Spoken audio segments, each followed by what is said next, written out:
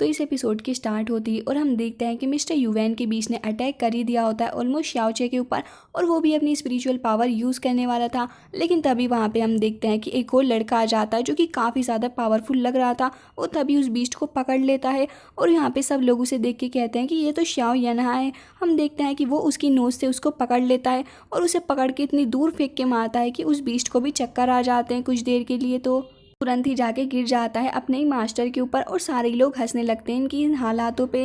well, उसके बाद हम नोटिस करते हैं कि वहाँ पे शाओचे उससे कहता है कि तुम यहाँ पे क्या कर रहे हो। तभी वो कहता है कि ब्रदर इन लो, मैंने आपको बहुत ही ज़्यादा मिस किया, और वो तुरंत ही आके उसको हक कर लेता है, जिसकी वजह से शाओचे को काफ़ी ज़्यादा दिक्कत हो रही थी। वो कहता है क्या कर रहे हो, मेरी शादी वाले दिन मुझे मारोगी क्या। तभी वो कहता है कि ब्रदर इन लो, मैं ऐसा कैसे कर सकता हूँ। हम उस बीस्ट को देखते हैं जो कि मिस्टर युवैन को छोड़ के वहाँ से भाग चुका होता है बहुत बुरी तरीके से। दूसरी ओर हम देखते हैं कि शाओ यनहा ने उठा लिया होता है शाओचे को अपने ऊपर। तो वो कहता है कि भाई तुम क्या कर रहे हो, मुझे हॉर्स पे जाना है, मेरी फैमिली की इज्जत है।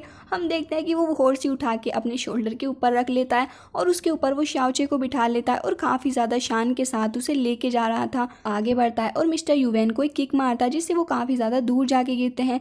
अब रात का सीन दिखाया जाता है। हम देखते हैं कि शाओ फादर वहाँ पे खड़े हुए इंतज़ार कर रहे होते उस सेरेमनी के पूरा होने का। तभी वहाँ पे कुछ लोग और भी आ जाते हैं जो कि उनका मजाक बनाने के लिए वहाँ पे आए हुए थे। वो कहते हैं कि आज तो आप बहुत ही ज़्यादा उदास लग रहे हैं, क्या हुआ, कोई परेशानी है क्या। तभी वो कहते हैं उसके ग्रैंडपा कि आप अंदर आइए, आप सेरेमनी को अटेंड करें, भला बाहर क्यों ही खड़े हैं आप।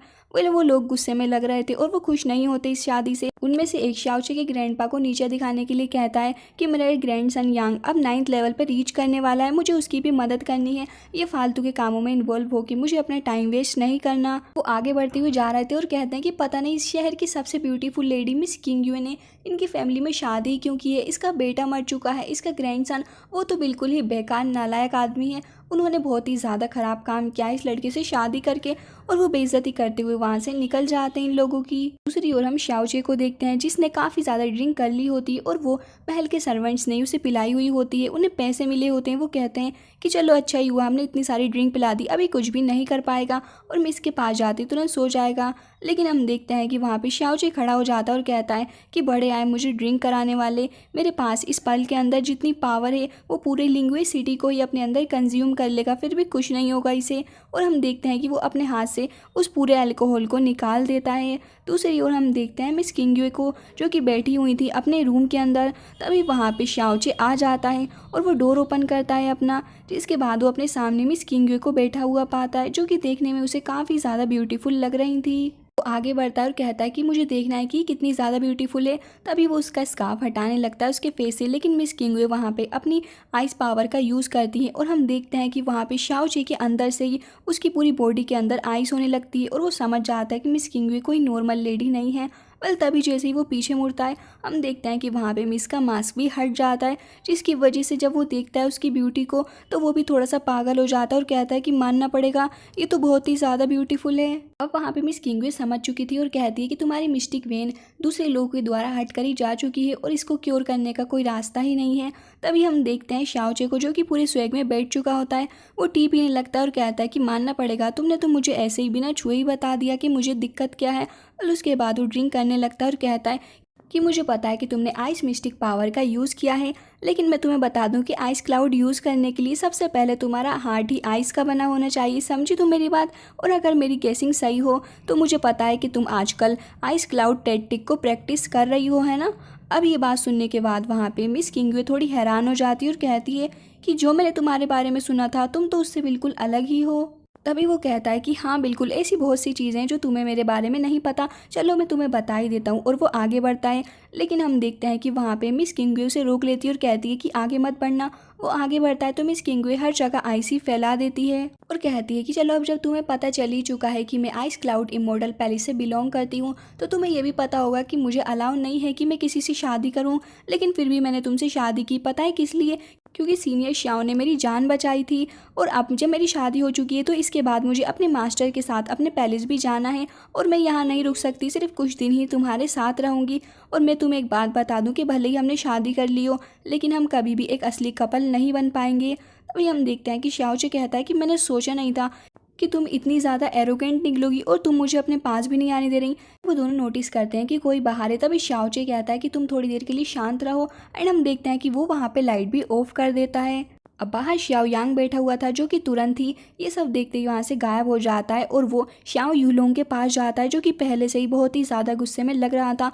वो वहाँ पे गुस्से में वाइन पी रहा होता है। उसके पीछे से वहाँ पे यांग पहुँच जाता है और कहता है कि मुझे माफ़ कर देना, लेकिन ब्रदर जो आप नहीं चाहते थे वो हो चुका है। वो रूम के अंदर जा चुका है और तो और उसने लाइट भी ऑफ कर दी।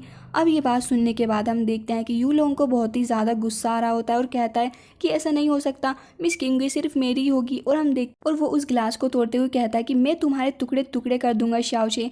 और उसके जाने के बाद ही हम देखते हैं कि शाओचे दोबारा से आगे बढ़ रहा होता है मिस की तरफ और उसके क्लोज जाके उससे बात करने की कोशिश करता है और कहता है कि वैसे रात बहुत हो चुकी है एंड मुझे लगता है कि अब हमें आराम कर लेना चाहिए। लेकिन वहाँ पे वो उसके ऊपर फिर से अपनी आई से अटैक करने वाली होती है और कहती है कि मैंने तुमसे क्या कहा है कि तुम मुझसे दूर रहो। तभी वो कहता है कि अच्छा तो तुम क्या चाहती हो, मैं कहाँ सोऊं। तभी वो कहती है कि देखो तुम यहाँ बेड पे सो जाना और मैं फ्लोर पे सो जाऊँगी।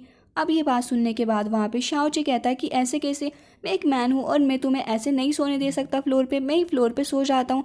वो कहती है हाँ बिल्कुल ठीक है, तुम सो सकते हो, गुड नाइट। अब ये बात सुनने के बाद शाओचे कहता है कि हाँ मैं समझ चुका हूँ तुम्हारा क्या मकसद था इस सब के पीछे। वेल अब देखते हैं कि मिस किंगवे सोने की कोशिश कर रही होती है, तो तभी वहाँ पे शाओचे धीरे से बोलता है कि हनी मेरी बात सुनो। तभी वो कहती है कि तुम पागल तो नहीं हो चुके हो, तुमने एक बार फिर से मुझे हनी बोला तो तुम्हें इस घर से बाहर फेंक दूंगी मैं। तभी वो कहता है कि तुम मेरे ऊपर इतना अत्याचार करोगी, तुम ज़रा खुद सोचो इतने ठंडे फ्लोर पे मैं कैसे सो सकता हूँ, और तुम तो आराम से जाके लेट चुकी हो बेड पे। अब ये बात सुनने के बाद वो समझ जाती है कि शाओची इमोशनल ड्रामा कर रहा है। वो कहता है कि मैं बीमार हो जाऊंगा, तुम समझने की कोशिश तो करो। तभी वो वहाँ पे उसके ऊपर एक चादर फेंक के मारती है और कहती है कि ठीक है तुम ये रख सकते हो और आराम से सो जाओ। वो कहती है कि मैं 1 महीने के अंदर ही अपने आइस क्लाउड इमोर्टल पैलेस में वापस जाने वाली हूँ, तुम प्लीज़ कुछ दिनों के लिए मेरे साथ कोऑपरेट कर लो। तभी वो कहता है कि अच्छा तो तुम इतने दिन यहाँ पे हो। फिर वो दोबारा से कहता है कि Honey thank you so much यहाँ पे रुकने के लिए। तभी मिस किंगवी कहती है कि मैंने तुमसे पहले भी कहा है कि अगर तुमने मुझे हनी कहा तो मैं तुम्हें छोड़ूंगी नहीं। तभी शाओची जोश में आ जाता है और आगे बढ़ते हुए कहता है कि हमने गोट के सामने कस्में खाई हैं, हम लोगों की शादी हुई, भले ही तुम मुझे एक बेड पे ना सोने दो अपने साथ, लेकिन तुम खुद ही बताओ कि हनी ना बोल के मैं तुम्हें क्या बोलूँ मिस किंगवे। तभी वो उसके ऊपर गुस्सा करती है और अपनी पावर से अटैक करने वाली थी। वो डर के मारे पीछे जाके गिर जाता है और कहता है कि तुम क्या करती रहती हो हर बात पे गुस्सा। वो कहता है कि क्या तुम यहाँ से इमोर्टल पैलेस में जाने के बाद मुझसे कभी नहीं मिलोगी। वो कहती है कि बिल्कुल भी नहीं मिलने वाली तुमसे। जिसके बाद वो कहता है कि तुम मेरे साथ इतना जुल्म मत करो, मैं 3 जनरेशन से एक लौता ही सन बचाऊं, ऊपर से तुम मेरे ऊपर इतना बड़ा जुल्म कर रही हो। अच्छा चलो चलो मुझे यही बता दो, जब तुम यहाँ से चली जाओगी तो क्या मैं एक कॉन्क्यूबाइन रख सकता हूँ। अब ये बात सुनने के बाद तो मिस किंगवे बहुत ही ज़्यादा भड़क पड़ती है और तभी एक आइस क्रिस्टल उसकी नेक के पास रख लेती है। ज़्यादा डर जाता है और कहता है कि कहीं तुम पागल तो नहीं हो चुकी हो मिस किंगवे। मिस किंगवे भी अपने इस बिहेवियर पे हैरान थी और कहती है कि मैं सडनली इतना ज़्यादा गुस्सा क्यों कर रही हूँ। पहले उसके कुछ टाइम बाद ही वो उठ के बाहर जा रहा होता है। मिस किंगवे उससे कहती है कि तुम कहाँ जा रहे हो भला।